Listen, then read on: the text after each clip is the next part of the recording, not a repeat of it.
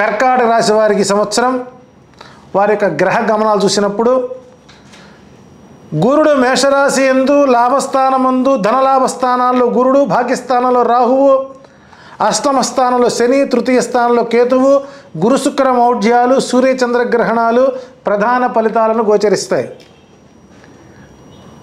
దాని అనుసరించి ఆదాయం 14, వ్యయం 2, రాజ్యపూజ్యం 6, అవమానం 6గా కొనసాగుతుంది. ఇక ఈ రాశి వారి యొక్క హైలైట్స్ చూసినప్పుడు ఈ రాశి వారికి ధన విషయంలో అన్ని విధాలా బాగుంటుంది. పెండింగ్ విషయాలు పరిష్కారానికి వస్తాయి.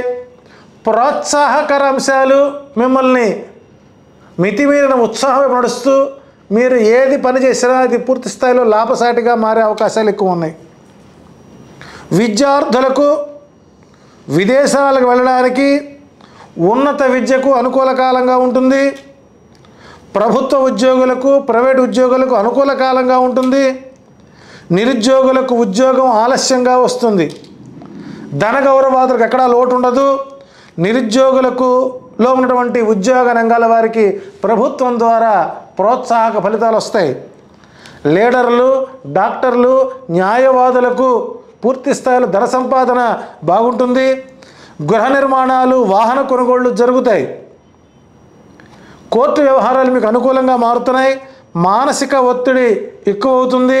పరస్త్రీ వ్యామోహమే ప్రధాన సమస్యగా మారేటువంటి అవకాశాలు ఎక్కువ ఉన్నాయి. ఈ రాశి వారికి 2, 3, 4, 5 అదృష్ట సంఖ్యలు. ఆదివారం, బుధవారం, శుక్రవారం అదృష్టవారాలు.